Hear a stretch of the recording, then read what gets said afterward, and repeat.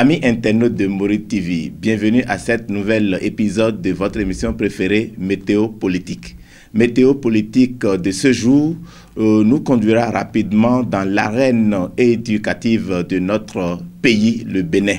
Mesdames et messieurs internautes de Mourides TV, vous savez bien que il y a une question qui taraude les esprits, une question qui suscite beaucoup d'interrogations. Ça, c'est l'orientation professionnelle des nouveaux bacheliers. Après le bac, les étudiants, les futurs étudiants doivent forcément procéder au choix des filières à embrasser à l'université. C'est ça qui a amené Mourides TV à inviter sur ce plateau un grand de la chose, un vieux de la vieille qui s'y connaît et qui sera ici avec nous pour décrypter, pour porter des accents bien pointés sur ce qu'il faut retenir, l'essentiel de l'orientation professionnelle des nouveaux bacheliers. Lui, c'est M.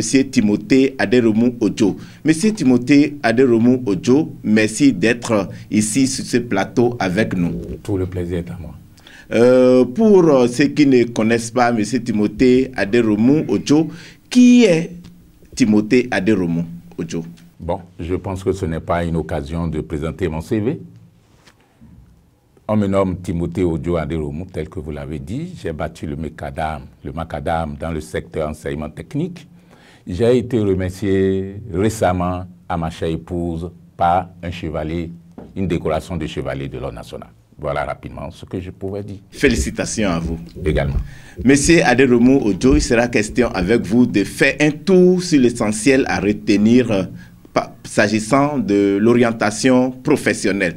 D'une façon générale, qu'est-ce qu'on peut entendre par orientation professionnelle?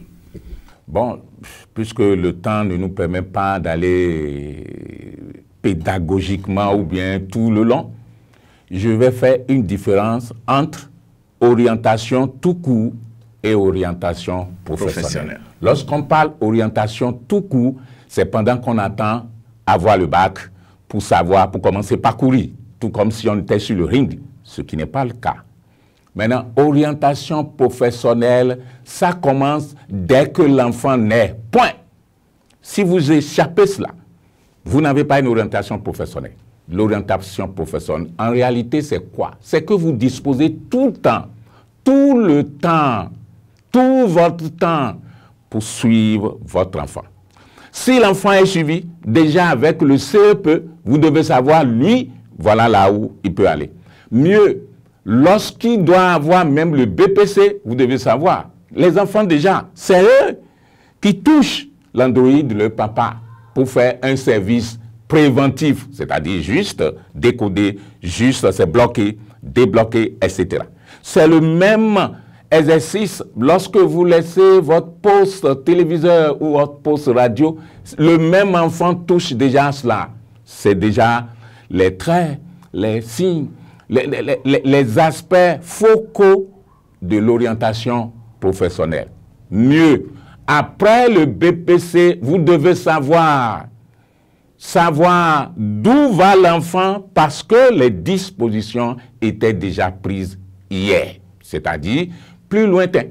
Maintenant, le BPC vous orientez au-delà même de ce que les établissements font comme sélection. Vous-même à la maison, le travail doit être interne. Le travail est à l'interne, puisque et papa et maman sont à la maison et disposent de leur temps pour suivre l'enfant. Voilà rapidement ce qu'on peut appeler orientation professionnelle. Vous avez déjà assez de connaissances en la matière. C'est-à-dire, ce n'est plus quelqu'un, ce n'est plus l'État. L'État a beaucoup de choses à faire. Si vous-même, j'interpelle les parents à la maison, prenez vos dispositions, suivez vos enfants. Et vous avez le résultat.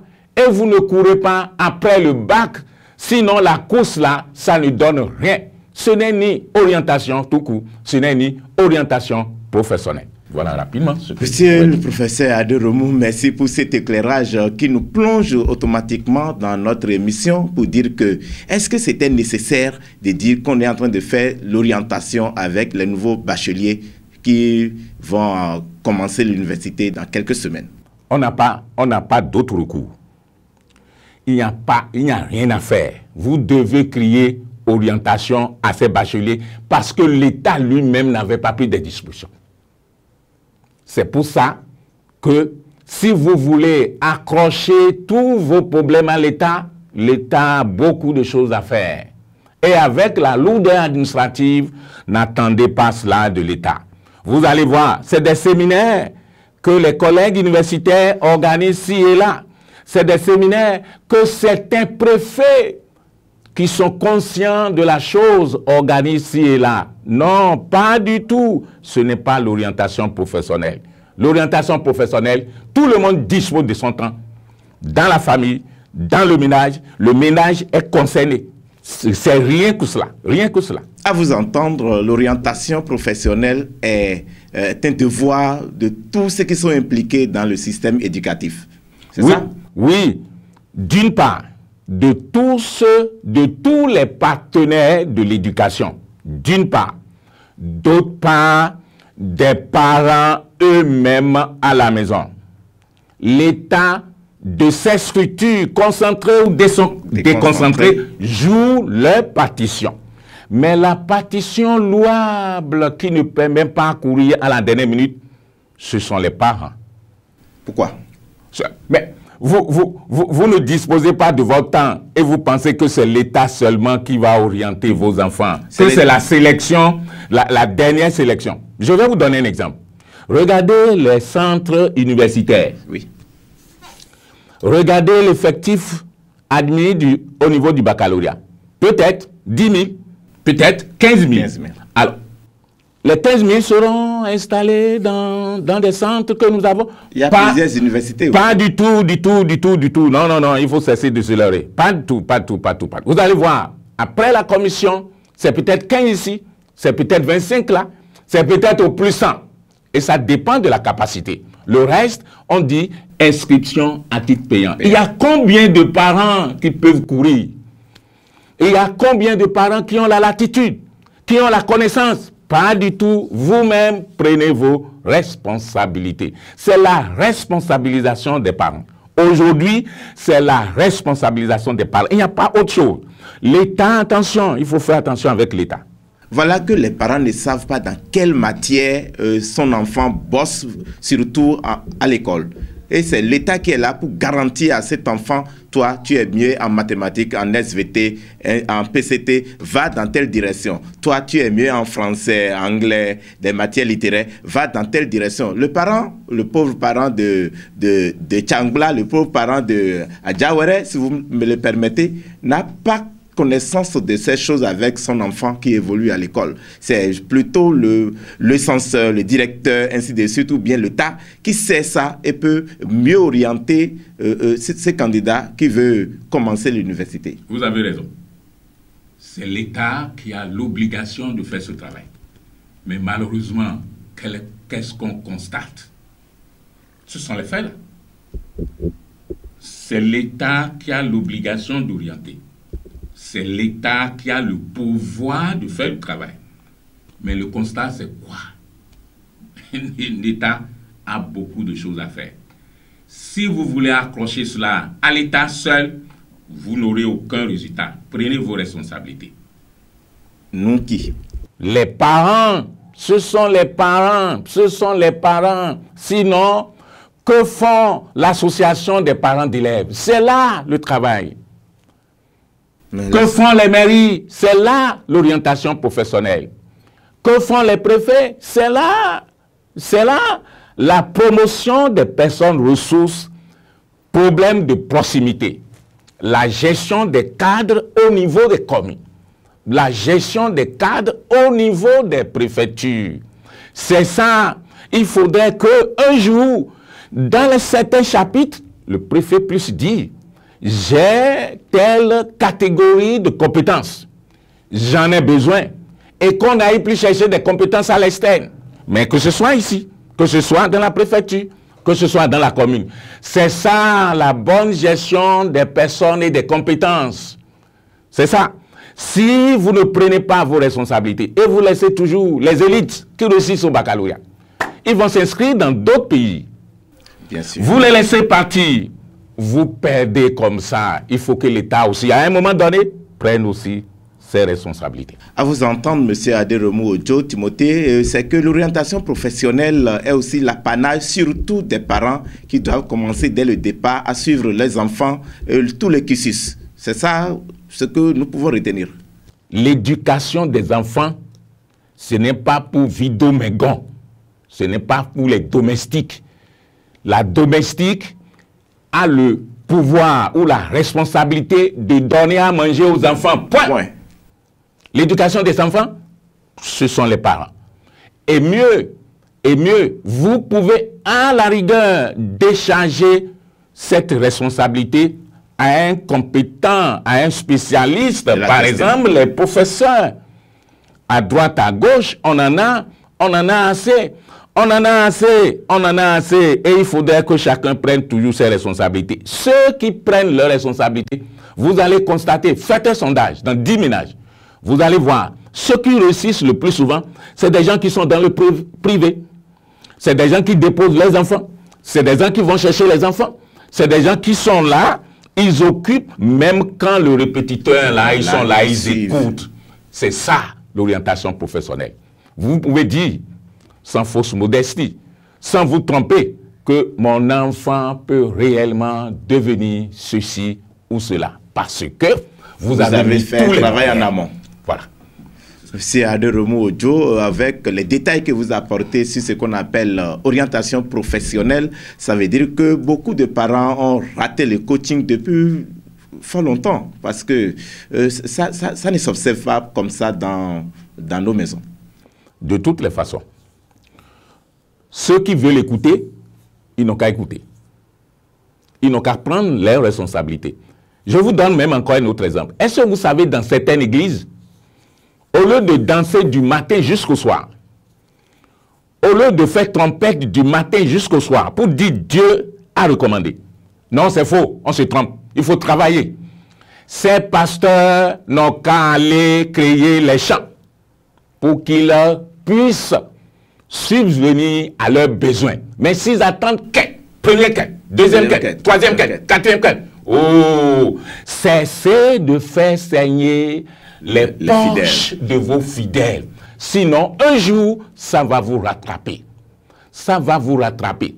Mais certaines entités religieuses qui ont compris, au plus tard, à partir de 12h30, prennent en charge les élèves de leur paroisse. C'est-à-dire, tous les intellectuels, tous les enseignants, ils se répartissent. Celui qui fait mathématiques, celui qui fait anglais. Et c'est comme ça que l'Église même est heureuse de faire grandir ses fidèles, de voir grandir ses fidèles. Dans ce cas, si l'Église demande la recette ou bien la quête, elle aura la quête parce qu'elle a participé à la formation et à l'éducation des enfants.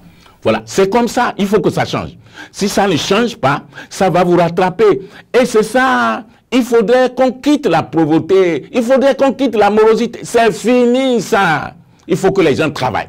Voilà nos jeunes frères qui viennent de décrocher avec brio leur baccalauréat de session de juin 2022.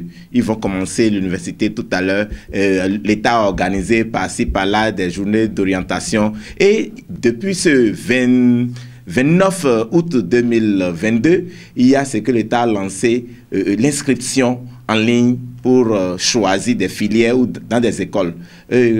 Comment voyez-vous cela? Non. C'est le seul outil que l'État a pour sélectionner les meilleurs. Ça, on ne peut pas en vouloir. C'est le seul outil de sélection. Vous déposez votre dossier. Il y a au plus 3 matières. Si vous excellez dans cette matière-là, il y a une forte probabilité que vous soyez retenu comme boursier. Et si ça n'allait pas, on vous balance alors dans le lot des inscriptions à titre payant. Et il y a combien? C'est ce que je dis. Vous avez énoncé mon village. C'est vrai, je suis dans Diawara. Bien sûr. Je répète toujours ça. Il y a 5 ans, j'ai toujours mené des émissions. Ce que j'ai pu faire, au moins, ceux qui écoutent l'émission, puisqu'on ne peut pas attribuer l'émission, on ne peut pas réserver l'émission à toute la population. Certains qui écoutent, qui m'interpellent, je les oriente dans les universités privées. Pourquoi? Très bien. Non seulement que c'est négociable, mais l'échelonnement de paiement est acceptable, est très souple pour mes parents. Puisque, vous savez, pour aller à Diawere, entre Porto-Novo, il y a au moins une soixantaine de kilomètres. Ce n'est pas facile. Et mieux, pour que mes parents, puissent avoir de l'argent, il faut brader le manioc. Il faut brader le gari, etc., etc., etc. Donc, on fera ce qu'on peut avec le temps, mais il faut revenir. Que tout le monde ne pourra pas aller à l'université, il faut revenir aussi au champ. Je suis très heureux que dans mon village, si vous prenez 60 ou 50 ménages, 45 ménages ont leur palmeraie. Ça, c'est une évolution dans d'autres secteurs. Bien sûr. On fait avec. Maintenant, c'est de savoir, dans ma localité, il y a des lycées techniques agricoles. Il y a combien de professeurs qui puissent dispenser les cours? En agriculture. En agriculture. Planche à Poubelle. Il y a le lycée technique. Il y a combien de professeurs, c'est-à-dire d'Adiawere ou du plateau, qui sont de la fabrication mécanique, qui sont de MA, mécanique automobile, etc., etc. C'est ça la gestion des personnes aux ressources de proximité, c'est-à-dire campagne de proximité, promotion de proximité. La promotion de proximité, c'est d'utiliser les cadres localement. C'est ça aujourd'hui. Monsieur Timothée Aderomu, vous êtes professeur à l'université, même si vous êtes admis à la retraite, vous êtes professeur à vie. Et dites-nous, aujourd'hui, vous êtes natif d'Adiawere. Depuis 5 ans, vous faites votre orientation via la presse. Est-ce que vous pensez un instant que la population, surtout les jeunes d'Adiawere, sont impactés par vos actions d'orientation? En vous voyant là, c'est que si je finis de parler en français, il faut que je puisse dire qu'est-ce que j'ai dit en argot. Donc, quand moi je vais au niveau des radios du plateau, quand je fais une émission en français aujourd'hui, la semaine qui suit, c'est en argot et je parle nago. C'est aussi un outil de communication. Si je vais au village et c'est seulement le français, il y a combien qui ont la capacité intellectuelle de m'écouter? Donc, il y a toujours des outils qu'il faut manipuler. De toutes les façons, nous ne sommes pas détenteurs d'un projet ou actionnaires d'un projet. Nous sommes décidés. Nous avons l'envie. On a le plaisir de changer quelque chose. On n'est pas pressé. Progressivement, on y parviendra. Donc, on n'est pas pressé. Quand on utilise l'outil en français, il faut utiliser aussi l'outil en argot. Il y a plusieurs langues qui constituent aussi le plateau aujourd'hui. Donc, si je parle nago, il faut que quelqu'un d'autre vienne parler aussi. Peut-être Bariba, peut-être Ketou, puisque l'accent diffère parfois. D'une région à une autre. D'une région à une autre. Merci beaucoup, monsieur le professeur. Et à la date d'aujourd'hui, est-ce qu'il y a un bilan concret qu'on peut faire de vos émissions sur l'orientation pour les gens du plateau? Est-ce qu'il y a déjà eu une évaluation à mi-parcours pour dire oui, après 5 ans, voilà des résultats auxquels nous parviendrons avec mes émissions? Non, c'est les démarches classiques qui sont habituées à faire toujours bilan. En argot, il n'y a pas bilan. Il n'y a pas bilan. Oui. Mais, puisque vous venez de parler le bilan en français, c'est normal que 5 ans après, on puisse faire ou procéder à un bilan à mi-parcours. Ça veut dire quoi? Ça veut dire, l'impact même a donné quoi? L'impact est positif ou bien il est négatif?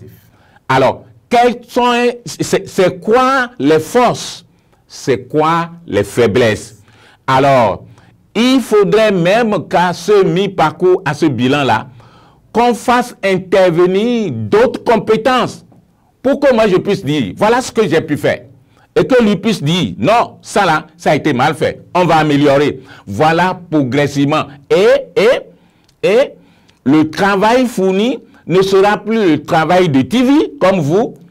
Ce ne sera plus le travail des radios du plateau, mais de moi, personne intuitive, mais ce serait le travail d'une structure. Donc, tout le monde peut manipuler ce que nous sommes en train de dire. Voilà. Sur quoi, sur la piste. Non, c'est sur quoi il faut aller, ça. Maintenant, si je devais parler de perspective, c'est que j'aurais voulu qu'un jour, votre station puisse grandir. Oui. J'aurais voulu que toutes les radios du plateau puissent avoir aussi les chaînes de télévision. Vous-même, personne d'encadrement, personne, etc., vous puissiez grandir dans le diplôme, en compétences, en pratique, et que l'argent réellement peut suivre, parce qu'on ne va pas parler de la pratique, de la technique, si l'argent ne suit pas. Voilà rapidement ce que je veux dire. Merci beaucoup, M. Aderomo. Nous tendons progressivement vers la fin de cette émission, ce météo politique sur Mouride TV. Mais avant de prendre congé de vous, nous allons demander. Aujourd'hui, vous dites que l'orientation professionnelle est l'apanage de tout et les responsabilités des parents sont visiblement là. Et aujourd'hui, après ce parcours, les enfants, les nouveaux bacheliers ou les nouveaux bacheliers ont commencé par s'inscrire. Qu'est-ce que vous pouvez leur conseiller à la date d'aujourd'hui, puisqu'ils ont commencé par faire l'inscription en ligne? Vous leur conseillez quoi? Première chose, l'inscription, l'esprit même d'inscription, la capacité même de pouvoir faire l'inscription commence à partir de la classe de seconde. Ça veut dire que vous fournissez le travail, vous fournissez l'effort pour que l'inscription en ligne après le bac puisse être profitable pour vous. Parce que les enfants eux-mêmes sont supposés savoir, connaître que il y a telle matière dans laquelle je dois exceller. Et quand ils n'ont pas pu fournir d'efforts là, eux-mêmes savent déjà que le dossier là ne marchera pas parce que nous sommes à l'ère de promotion d'excellence. Si vous ne travaillez pas, n'attendez rien. C'est pourquoi j'interpelle toujours les parents. Prenez vos responsabilités. Les parents ont aussi vraiment un grand rôle à jouer parce qu'il y a ce qu'on appelle la moyenne pondérée, c'est-à-dire la somme des matières dans lesquelles vous excellez à l'université, parce que très souvent on voit des gens qui ont 14 ou bien 13 et pourtant ils n'ont pas la bourse et ils ne sont pas classés dans aucune des écoles à l'université. On dit c'est mal choisi. Non. Calmez-vous. Ce qu'il faut retenir, là, on ne s'amuse pas. Là, on ne triche pas. Là, on ne biaise pas. Si vous réunissez la moyenne normale, vous avez la bourse. Il n'y a pas de tricherie là. Ce n'est pas un problème de moyenne, c'est un problème de compétences réunies. La sommation des efforts réunis. Mais si vous n'avez pas fourni d'efforts dans les moyennes, dans les matières fondamentales, n'attendez rien. Et c'est ceux-là qui vont remplir la Chine populaire dans les facultés. Or, il y a des efforts qu'il fallait fournir déjà derrière. Vous ne laissez pas le derrière et vous voulez que le devant s'améliore ou s'auto-saisisse pour améliorer votre situation. Pas question. C'est fini ça. Ça veut dire que cette responsabilité, elle est lourdement pesée sur les parents qui doivent vraiment calculer ou analyser, suivre même les choses avec les enfants pour ne pas être des candidats, les pèlerins à l'université. Mon cher communicateur, retenez ceci. Tel que j'interpelle les parents, j'ai interpellé aussi les maires, j'ai interpellé aussi les préfets, j'ai interpellé les personnes ressources. Les personnes ressources, c'est quoi? C'est peut-être comme moi. Moi, je parle, mais il y a d'autres comme moi et d'autres comme moi toujours, mais qui ont les moyens, qui ne vont pas parler comme moi. Ceux-là sortent les moyens et c'est ça qui fait que dans certaines communes, on a les regroupements qu'on appelle TD. C'est des personnes ressources qui financent cela. J'interpelle tous ceux-là. Les partenaires de l'éducation, il y en a plein. Il y en a plein. Mais, attention, qu'un maillon du système ne dorme pas. Lorsqu'un maillon du système dort, c'est ça la défaillance dans certains départements où on n'a pas de bons résultats, que tout le monde se réveille. Cette émission est vraiment à sa fin. Monsieur Aderemou Timothée Odjo, vous êtes professeur à l'université. Aujourd'hui, dites-nous votre mot de fin pour clôturer cette émission. Le temps nous presse. Bon, je voudrais demander à tout le monde de cesser de dormir. Nous dormons trop au Bénin. Je voudrais dire aux élèves de cesser de dormir. Ce n'est pas après le bac qu'il faut courir pour aller dans les écoles. Je voudrais dire aux parents de cesser de disposer de leur temps pour suivre les enfants. Ce n'est pas après le bac qu'il faut dire « babi, babi ». C'est fini ça, ça ne marchera plus. Je voudrais remercier tout le monde. Vous, remerciez votre station et souhaitez que Dieu vienne au secours et que vous grandissiez que cela. Et que d'ici encore un an, que ce soit un équipement meilleur que cet équipement. Merci beaucoup, M. Timothée Aderemou Odjo. Je rappelle aux amis internautes de Morit TV que c'était l'émission Météo Politique qui a reçu pour nous ce jour Monsieur Timothée Aderemou Odjo. Il est venu parler de long en large de l'essentiel à retenir s'agissant de l'orientation professionnelle des bacheliers. Il a mis l'accent sur la responsabilité des parents qui est prépondérante et la responsabilité de l'État, de tous les partenaires à divers niveaux pour que réussisse véritablement l'orientation professionnelle. Ce n'est pas après le bac qu'il faut commencer par courir de gauche à droite pour solliciter une école meilleure pour les bacheliers. Non, le travail doit être fait selon lui en amont, depuis le cours primaire, depuis le secondaire. Et maintenant, si l'élève, le candidat est reçu au baccalauréat, on peut être à l'aise de choisir la matière ou la filière dans laquelle ce candidat, cet étudiant doit s'inscrire pour ne pas être un éternel étudiant à l'université. Mesdames et messieurs, internautes de Morit TV, nous sommes très contents de vous avoir à nos côtés, de vous avoir sur cette émission. Merci beaucoup à vous pour votre aimable attention. Nous vous disons rendez-vous pour un autre numéro. Merci beaucoup.